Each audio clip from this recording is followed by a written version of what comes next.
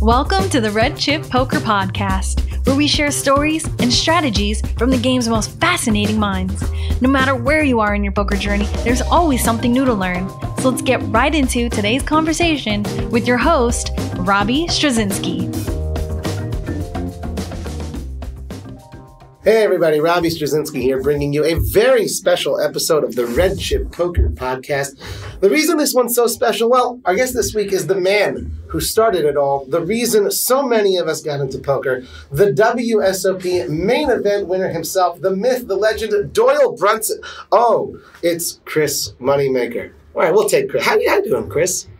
Robbie, can I ask you a question? Yes, sir. Well, I asked the questions, but go ahead. If I go back and I listen to the Red Chip podcast, yep. Am I going to hear every episode, the special episode? No, this is the first special episode. Doyle's not here, so is it still special? Or? It is very special. I'm very happy to be I'm going to call and say that you've said that we have a very special episode before. Or is this your first one ever? I raise, and I've never actually said that because this is, I think, my 8th episode that I've recorded. Okay. But no, it is very special. It's not everyone gets to sit with Chris Moneymaker, and it is a genuine I'm going to genuinely say that you probably said it's a very special one with Paul Pierce. You just didn't get it on audio because you messed up. Oh, goodness. Okay. Well, we might have to edit that part out. No, you can't edit that part out. That was the goal there. We are at the Atlantis Hotel and Resort in Paradise Island in the Bahamas, sitting indoors in this beautiful conference room instead of enjoying the beautiful 75-degree January weather outside. I guess we better make it worthwhile for the listeners, huh? And whose fault was this, Robin? The weather could have been worse. Yes, but whose fault is it that we're not in the weather? We could be having this interview outside, and it would be very special. It was scheduled at this beautiful poker table. But yeah, would you want to give the picture to the listeners because you can't see this wonderful. Okay, so let's give them an accurate picture. This is not really a conference ballroom. This is a very small room. I'm eating some kind of mystery meat. You've got a small little laptop with your little microphone. A giant microphone. Yeah, the microphone is actually bigger than the computer. You know what they say about the size of someone's microphone, Chris? Compensation, That's yes. right. And we're being supervised, so yeah, it's great. I can't wait. I'm very into supervisors. All right, anyway. now we've painted the accurate picture, so we can continue with this special interview, as you so worded it. You obviously have a very busy schedule while you're here, both as a player as well as doing these media interviews. Have you actually had the chance to take a little time off, enjoy the lazy river at the beach this time around?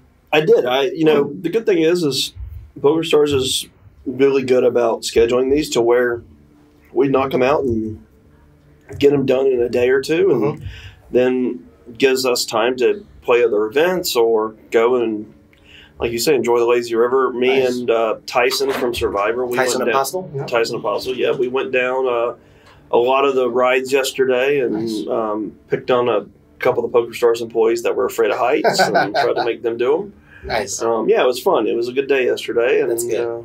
Good. Happy to hear it. Well, you've been coming here for well over a decade now. I imagine that even this amazing resort gets a little bit old hat if you've done it enough times. But this year, it's been exceptionally unique with the innovation of the PokerStars Players Championship. Would you agree? Again, I've done a couple interviews today. And one of the first things that I tell people when we're talking about this PokerStars Players Championship is the profound changes that actually is made on me, offering up these passes and seeing the people, how excited they are, and seeing the fact that this is a once-in-a-lifetime opportunity to come down here and play a $25K and be in the Bahamas. And the fact that, yes, I've been down here for 15 years in a row or whatever that number might be. And you kind of take it for granted. It does become old hat. And whether it be the Bahamas or whether it just be playing in a big poker tournament. When you sit there and you talk with, so for example, like Chad Holloway, who has been reporting on poker for a long time, but obviously got a chance to play, or Kevin Mathers. I mean, there's just so many stories and so many different people that, seeing it through their eyes really makes you appreciate what you do and play poker.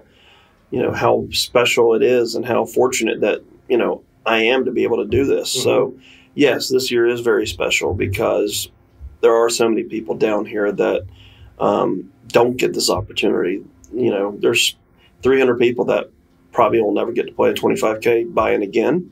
Now there's 700 that'll go do it next week, but there's still a large portion that, you know, again, aren't able to do this. And it really wakes you up to the fact that you are very fortunate and you're very privileged. And when you play these events, you know, you want to obviously you want to play well anyways, but you want to live the experience and remember. You know, I've played poker tournaments where, you know, I gave it my all, but I don't really remember my bust out hand or really what went on in the tournament. Where this tournament, I was really trying to cherish, you know, even when I was folding and card dead, just, you know, it's like, you know what, this is really cool. I'm getting to play in a really big tournament for probably the biggest tournament in history. Yeah, and that is really cool to hear you say that. And then, you know, obviously people being down here for the first time, going out on the water slides and then watching people that you know it's their first year down here. Now, granted, I've been down all these water slides a ton, but watching them, you know, get up there for the first time and, you know, they have the little leap of faith and you just go down, you're like, oh, yeah, you go into the shark tank and, you know, just make sure they don't bite your toes or whatever. You know, you can play with them a little bit. It's fun. It definitely brings back a little bit of the child and a little bit of the sparkle. Maybe some memories from 15 years back for yourself? I'm senile. I can't remember back. I'm like you. I do have to ask, you know, obviously you have a role as a player, you have a role as an ambassador, but with all of these stories, 320 Platinum Pass winners, have you also sort of been a fan yourself and have like, oh, this story's cool and I want to see how well they do, like that sort of thing? Well, of course. I mean, you know, especially when you're the guy giving some of these passes out. I mean, I've handed out, I think, 14 passes myself. Mm-hmm. We'll talk about that, yeah. Yeah. Mm-hmm. So, yeah, you definitely develop friendship / rooting interest in people. And that's what was unique about this tournament is, you know, unfortunately, when I did butts, there was only a couple people that I was still rooting for, but because I made it pretty far and didn't cash Max Payne. But yeah, going in, you're rooting for a lot of different people based on their stories or based on, you know, meeting them. And, you know, we had a Facebook group where all the Platinum Pass winners got together. Oh, that's pretty cool. Yeah, we each week we were doing a team pro would come on and host a video and answer questions and educate, you know, give them like, you know, so they had myself, Daniel Negreanu, Liv Baree, we all did, you know, covered different topics to prepare these guys for this 25K. So you sort of created a community in a way? We didn't. This was a community that was created so that we could, you know, talk and, you know, they organized the $50 buy-in event last night. Oh, that's so cool. Randomly on that group. Wow. So yeah, you get to know these people. It's, you know, I've known some of these guys virtually for, you know, 6 months to, you know, I think the Facebook group was created, I want to say October, November timeframe. So for the last couple months, I mean, you know, on a daily basis, people are posting, you know, and that, you know, it was advice on, you know, where do you get cheap water? Where do you know, which would be the ocean, obviously. Where do you get, you know, where do you go for midnight snacks and things of that nature? You know, things that, you know, people obviously don't know, and still you don't know when you're down here at 1 a.m. where can you go find food, because that seems to always be the problem. Right. Oh, well, maybe that's something to fix and make better. Even for next year, there's always room to improve. Huh? I mean, I think that, you know, the one good thing is PokerStars as a group has really been responsive to what players want, and every year you come down here, it's a little bit better. So yeah, hopefully we have food at 1 a.m. Yeah, let's hope so. Maybe we'll have that mystery meat. It's actually pretty good. It is pretty good. Well, as a player, you know, at this point, we're essentially with the PSPC now in the rearview mirror. We've seen the big numbers. We've felt it. We've witnessed the electricity coursing through these hallways. You were there, as you mentioned, when Bruce Buffer gave the shuffle up and deal call on day one. How did that specific moment feel for you as a player?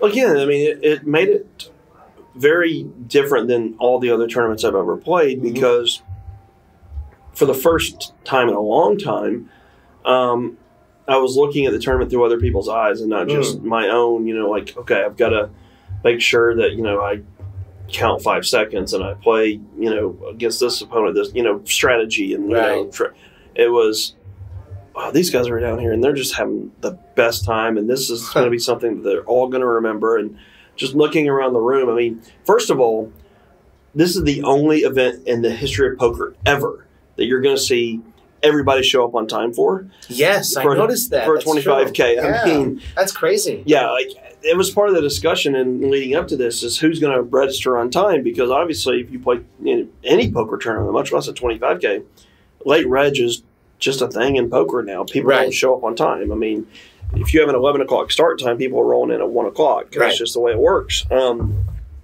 So to have, I think we had 800 people seated in the tournament room to start, which is insane. It's unheard of. So that alone was so much different. Yep. I mean, you have, normally when you're starting a poker tournament, it's 4 people at a table playing shorthanded and, hey, when are we going to fill the table? When are people going to show up? Again, everybody showed up on time. When Bruce was giving his, it's time, everybody was there, which is really cool. And it was different, but I like the different part of it. And I wish, and that's one that I do. I mean, I understand why you have late reg, and I understand because people can't show up on time. Well, for Phil Hellmuth's sake, he did walk in, made his entrance. He always does, and that's what he does, and that's also fine. Good for the game. Yeah, it's the thing. I mean, he owns it, and that's that's what he's one of the things he's known for. Yep. So, I understand that point, but it would be nice if there were incentives to show up on time. Sure. And again, that's part of the reason people showed up on. There were several reasons people showed up on time this time. One, there was a lot of Platinum Pass winners that wanted the full experience. 2, they were giving away an EPT package at the start of level 2. Awesome. So I didn't realize that. There was a $9,000 incentive. They gave away like some massages and and again, I think it was just the whole the fact that there were 300 perceived amateurs in the field that everybody else wanted to show up on time too. It's kind of like I always show up on time for the main event of the World Series because you want to be there early. Yep. So that being said, I think that was a big reason for this, but it was nice to see, and I would love in the future to see some kind of incentive, whether it be, we're gonna draw for one person next year to receive a free seat if you're sitting on time, or what something small from the casino, which obviously is not really small when you're offering but something, maybe you win a daily buy-in or something. I don't know. But it is nice to when you sit down at a poker table and everybody's there to play. That's pretty cool. Well, were you seated with any Platinum Pass winners at your table, or maybe you had some moments at the Felt that stuck out to you in particular, or you could relive or do over? I did have some Platinum Pass winners at the table. None that I was really familiar with. None of my Moneymaker Tour winners were at my table and they won. It was a very difficult table. I got moved 4 separate times during day 1. So whenever I got comfortable, I just kept getting moved to the outer tables. I was just the break tables, and that's just how it worked. Yeah. And the sad thing is I knew I was going to be on the break tables because the breaking order. That's one thing whenever, I always tell people all the time, if you're playing a poker tournament, know the breaking order, because obviously you don't want to extend a ton of effort studying people and getting, it takes a lot of effort to, pick up tells and to study the game. And if you're going to be breaking in 4 tables, you don't want to extend that effort when you're going to have to go do it again in a couple minutes. So, but I kept moving. I went from one table to another table, and then they came up to us and said, well, you guys are going to be the TV table. So we moved up there, and then after the TV table, they broke us again, and then I got broken again because I kept, again, putting on the outer tables. So a lot of my day was spent, saying hello. Yeah. and so I did get to play with a lot of people. Right. And honestly, for the most part, the first 6 hours of the day, I didn't play a whole lot. I didn't have a whole lot of hands. And the hands I did have, people just folded to. So, I mean, you start with 60,000 in chips. And I was basically at 60,000 in the tournament. I never really went up or down 5K either way. It's just, it's a tournament that the blinds are so low that I mean, unless you caught really big hands or someone was at your table that was going to pay you off. Right. Obviously, in this field, there were people that were going to pay you off. I was just an unfortunate table of everybody was pretty solid. Like, there was no one that was just giving away chips. So every chip that you got, you earned, and that made it difficult. So basically, I just hung around 60K. Oh, certainly a challenge, and you obviously had some memorable experiences playing the PSPC, and we're going to talk about that a little bit more. But first, I want to learn strategy. A little strategy break.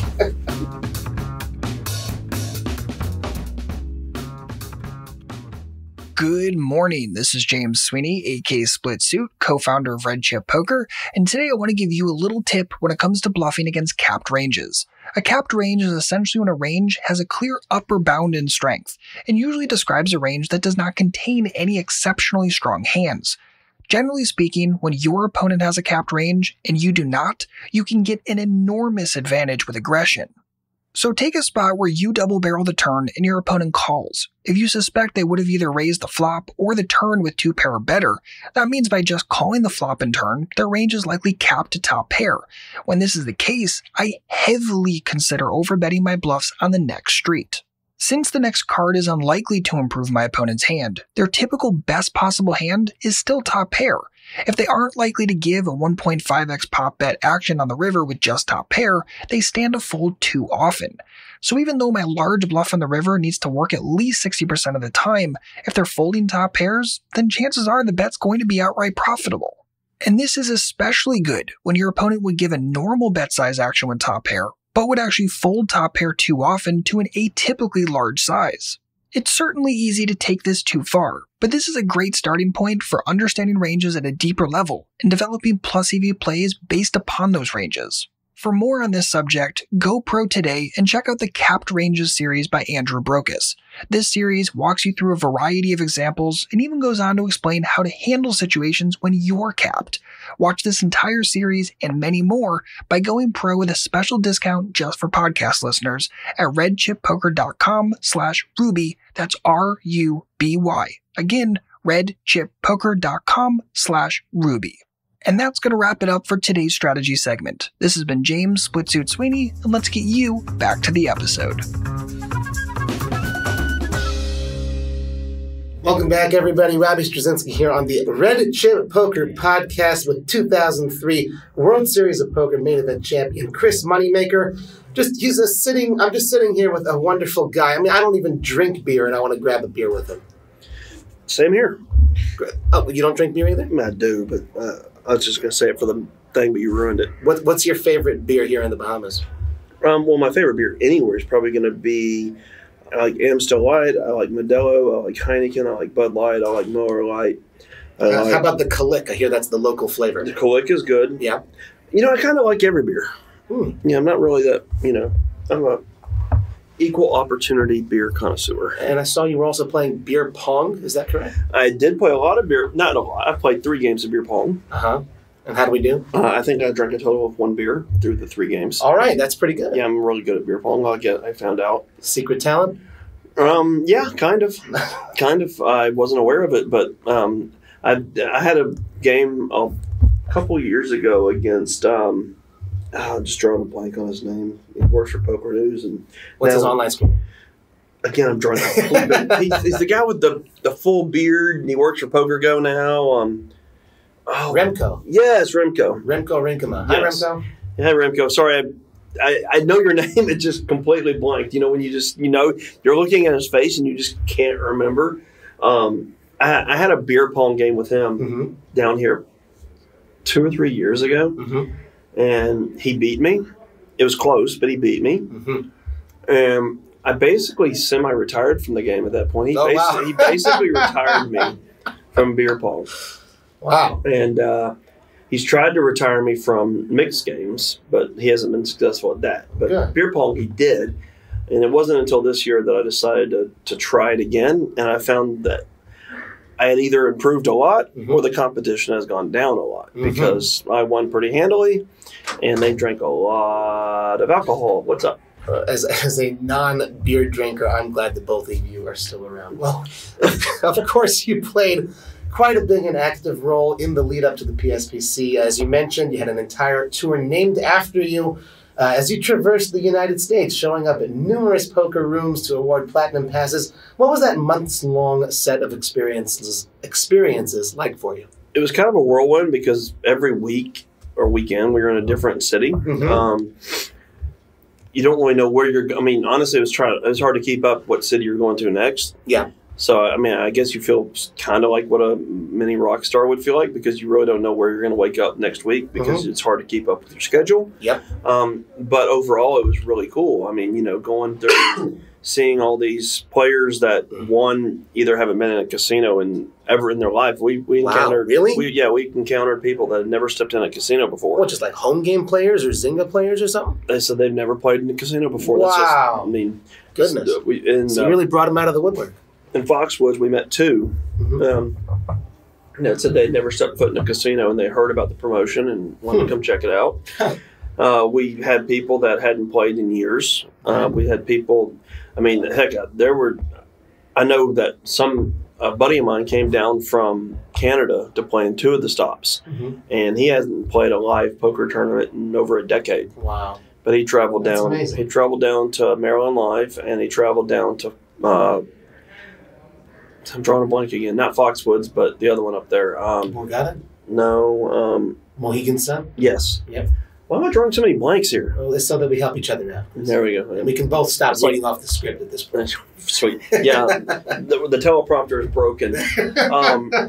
Yeah, he came down Mohegan Sun. Yep. So you see these people that, one, haven't been in the poker world for so long, or two, maybe never been in the poker world, and it really was a fun time at the end of the day. I mean, it was a lot of jokes and a lot of, again, poker players can be kind of cynical and be, really tough to please. Yep. Where on this tour, everybody was happy. There was no excuse, complaining, no, the blinds are moving up too fast, right. or, Alan Kessler didn't, tweet about our structures and say that this is just horrible. So, yeah, it was just a really fun, successful tour. Oh, that's an amazing thing. Were there any particular highlights for you as a player at any of these tours? Because I think you came close to sort of winning your own platinum pass-ish or something like that.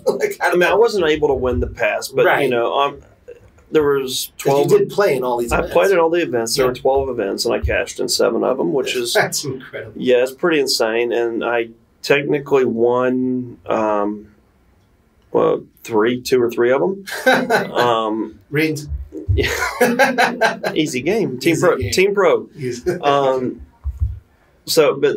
one that was really the one that sticks out the most was in Talking Stick. We got down to 13 people, and I'd never seen this before in a tournament. They basically gave me second place money with 13 people left. You chopped with 13 people? Yeah, we chopped with 13 people. They all took like $2K, and I ended up taking like $7K. Were you were just like by far and away the chip leader or something? Not really. I was a chip leader, but not by a ton. Goodness. But so who won the pass though? How do you chop that 12 ways? Well, what they did, and this is what was unique about it, is they paid me my money, took my chips out of play, and they played it out.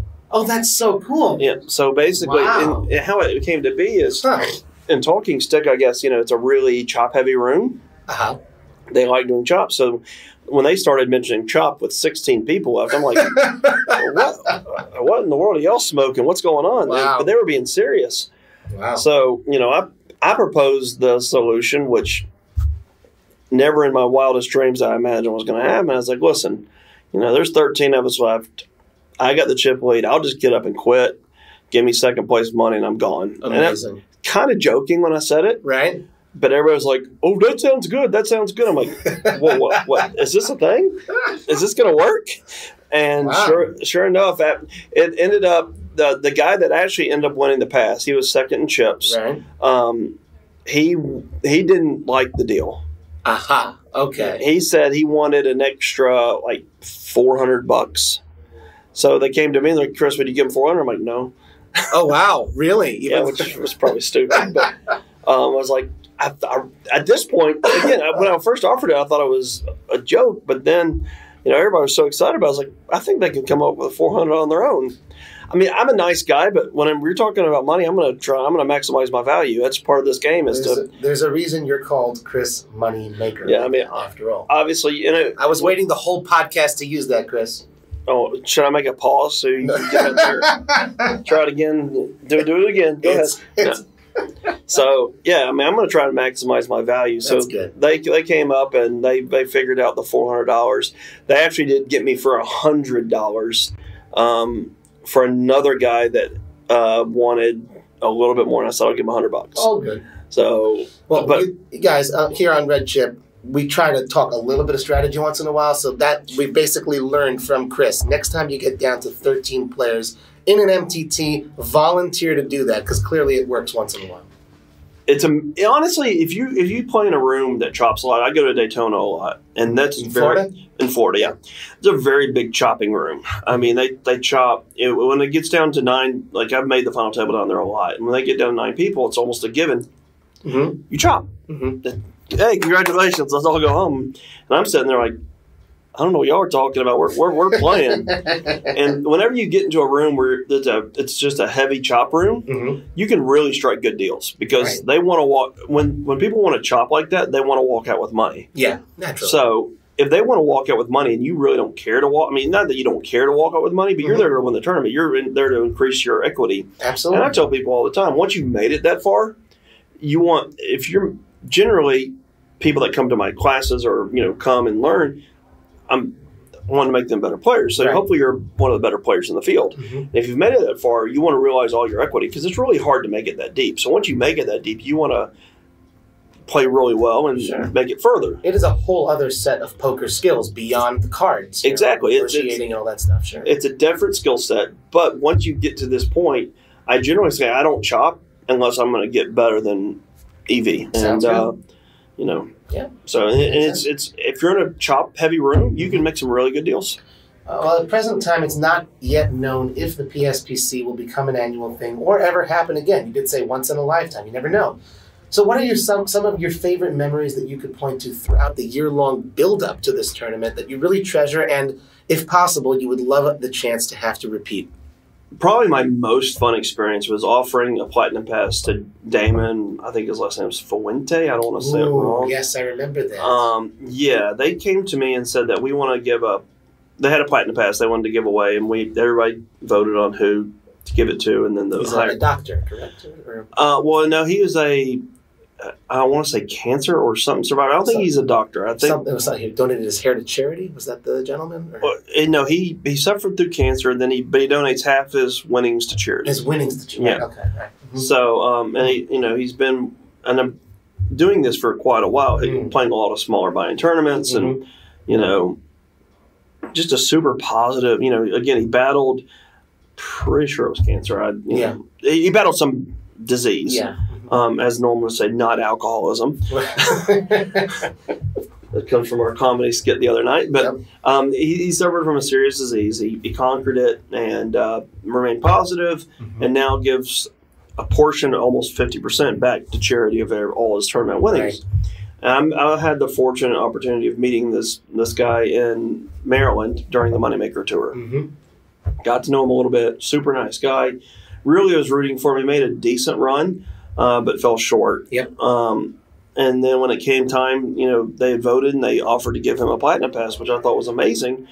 And so they came to him and was like, would you do a fake interview? Yeah. And I saw the Skype call. It was really beautiful. Yeah, it was insane. So I wasted 30 minutes of basically doing what you do, which by your way is really easy to do.